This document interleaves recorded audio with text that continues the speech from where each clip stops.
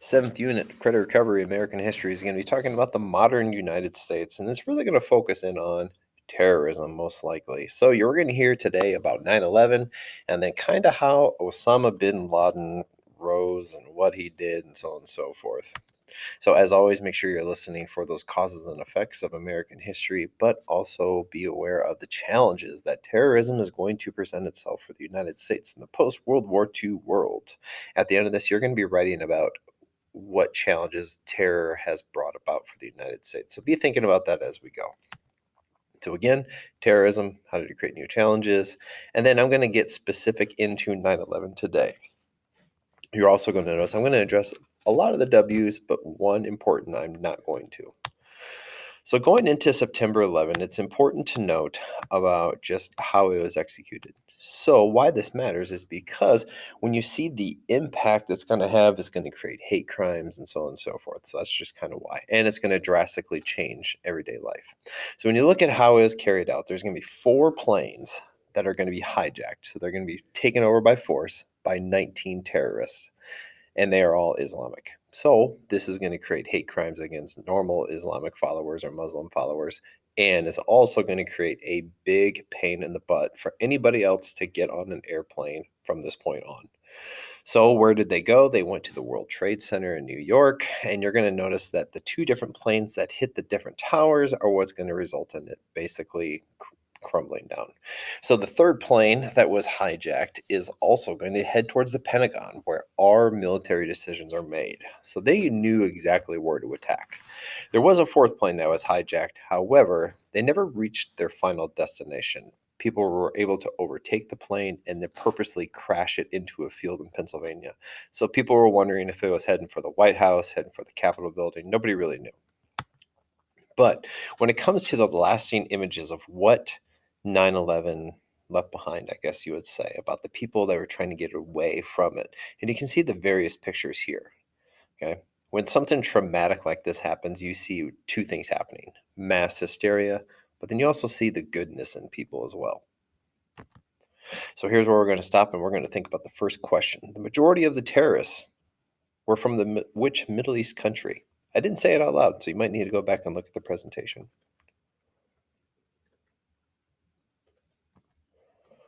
So going into other 9/11 things, and again, I'm going to point out some of the W's here, but I'm going to leave one out in particular, and it's going to be the why. So what do we know about it almost immediately after 9/11 happened? It took a couple of days, but we got it all figured out of who carried out the attack were the terrorists, and which terrorist group in particular was a group named Al Qaeda, and this gentleman right here named Osama bin Laden. You're going to hear more about him for sure in the next lesson. You're also going to see what did they do. They flew airliners into very specific targets. I've already mentioned them in previous slides. Obviously, it was on 9/11, that's the when, and then where deals with New York and Washington, D.C. But the why is kind of confusing for students to understand. So you're going to notice that in this unit, I'm going to start with the end in mind of 9/11 and work my way backwards. So here's a quote that came about by Condoleezza Rice. She was the Secretary of State under George W. Bush. She said, "If you leave us alone, we'll tear each other apart. But if you give us a common enemy, we will unite." And this is where you're going to see, as somebody that lived through 9/11, the United States people are really going to come together and they're going to rally and basically get ultra patriotic pretty much overnight. So, how did we respond? So, after the 9/11 attacks, you are going to notice that our president, George W. Bush, is going to address the nation. And there's a lot of criticism out there of how he handled things, and you can decide all that you want. However, when he addressed the nation later in the year, so September to October, so a month or 2 later, depending on, I forget what day of October it was, but he is basically going to rally up Great Britain, and they're going to attack the Taliban. Now, you're probably wondering, where does Al Qaeda and Taliban come in? And I'm going to talk about how they are going to connect here in the next couple of slides as well. So this is going to be mostly an Afghan group, and they're the people that are running Afghanistan. And through the different laws of Islamic faith, that's kind of how they connect. That's all we need to know for right now. But by early December, you're going to notice that we were able to go into Afghanistan and overthrow the Taliban from their governmental rule fairly easily. Okay, so why this is such a big deal or how did they do that? It's because they don't really have a whole lot of military personnel at their back. But one thing was still not right. We did not find Osama bin Laden. So we are actually going to put a bounty on his head, the biggest bounty we have ever put on anybody of $25 million. Wanted dead or alive, pretty much. So, where this is all going to lead is into our next question. So, which U.S. ally assisted the United States in the war on terror?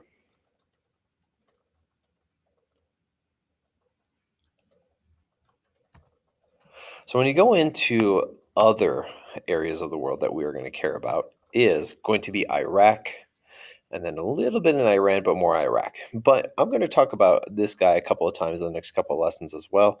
Up here in the upper right hand corner, his name is Saddam Hussein. So it's worth noting that George W. Bush's father, George H.W. Bush, is going to have beef with this dude. And I'm going to talk more about that in the appropriate lesson. But what a lot of people thought is that when George W. Bush made his speech, he said, we are going to basically hold no distinction between the terrorists that did this and the people that helped them. So the reason why they think they added in this line is because he needed a reason to go after Saddam Hussein and finish the job that his dad was not able to do. So it's thought that Saddam Hussein is actually providing weapons of mass destruction to terrorist groups. So why this is all such a big deal is that if you can imagine a terrorist organization with the capabilities of nuclear war, that is scary. So this is kind of why we lump them in. So the US soldiers are going to now invade in Iraq. We're going to basically shake the whole country down looking for Saddam Hussein, and to be continued when I get to the appropriate slide. So here's a map of where the known terrorists were. So if you look at where it is, the United States is going to have a heavy interest in this area. And you could have a couple different arguments why, but if you notice, the natural resource that's most prevalent in the area is oil. So, true story. My brother in law, when he was in Afghanistan the first time, a group of first graders sent a bunch of like get well letters or morale letters, I guess is what they're called. And one first grader said, good luck finding your oil. So, if a first grader knows that, just imagine what the rest of the world knows. So when you go into the war on terror, when you go into Iraq, you're going to notice that when U.S. soldiers are shaking down the country, they come up empty handed. They could not find any weapons of mass destruction. So this is where you're going to see the government trust is actually going to go down, because this is where George W. Bush is actually going to be seen as a liar. Okay, meaning he said this is why we got involved. This is why we're disturbing the peace in Iraq. And then we came up empty-handed, I guess you would say. But the good news is they didn't have weapons of mass destruction. They couldn't be giving them to terrorists, so they didn't have any. So how the war in Iraq basically concludes is that Saddam Hussein, he goes into hiding for a short period of time, and we actually ended up finding him. So when we're able to overthrow his government, we captured him in this hole. So if I can't play this video for you for trademark reasons, however, if you go into YouTube and you type in Saddam's last stand, you'll be able to find the hole that we found him in. So, why this is such a big deal is because even though we captured their leader, we still had government people to overthrow. So, this isn't really the end of the war. But again, when you take out the leader, it's only a matter of time. So, here you go. So, US, they took action in Iraq because. And this is how the fighting continued on. So the war was not over. So what happened is that people that had heavy influence in the Islamic faith, people that were working with Saddam Hussein, they're going to start burying IEDs, improvised explosive devices, all over the roads in Iraq. And this is where you're going to see how a lot of U.S. military people are injured. I have pictures on the next slide. I'll show you. But you also see this group of people, insurgents. So this is basically like people that have a huge loyalty to Saddam Hussein. They're going to be basically everyday people that are just going to grab whatever they can and continue on the fighting. So after this, it didn't really last a whole long. We eventually removed that belief, and people are going to start voting for themselves in a republic. But here are the pictures I was talking about. So unfortunately, whenever somebody is caught in a roadside bomb, either they walk on it or they drive in a vehicle over top, they usually just getting very injured. not so much killed. So this is unfortunately the byproduct of war. So again, the effects of the war on terror. I told you about how we got rid of the Taliban government, and we actually put in a republic up until August of 2021. And you're going to notice that once we left the country of Afghanistan, the Taliban were basically recontrolled pretty quickly. So this is why a lot of people see that as a big waste of time or a failure, I guess you would say. But also with Saddam Hussein being removed from office, we were put in a republic where the people have a vote in Iraq, and this is still standing as of, what is it, March of 2022.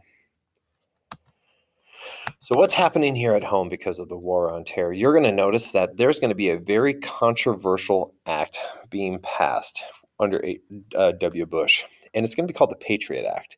And basically everything that is in this is going to improve the security of the United States. It's going to make it easier for law enforcement to kind of cross over into what they were able to do or not to do, or what's their jurisdiction.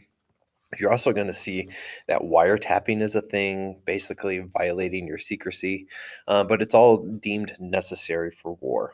And you see the creation of the Homeland Security, which is going to replace immigration, and it's going to work to kind of make sure that terrorists don't attack anything on the United States again. So why this all matters is that this isn't renewed underneath the next president, Barack Obama, which I'll talk about in future lessons, but it didn't stick around very long. But this really put into question what the government's motives were, and are we really free, and are we really private here in the United States? So the byproduct also of wars are usually casualties and dollar amounts. So you're going to notice that when we left Afghanistan, in August of 21st or August of 2021, the final tally was $2.5 trillion that we spent in Afghanistan for various resources. So that's a lot of money. So imagine what that money could have been used on in here in the United States. And you also see the most important thing, over 7,000 US military members gave their lives. So again, when you look at those two things, that's the general, I guess, the big effect of this war on terror. And terrorism is still a thing. Okay, you're never going to fully kill a belief. So going into the last question, which new U.S. department was created to protect the United States against terrorist attacks?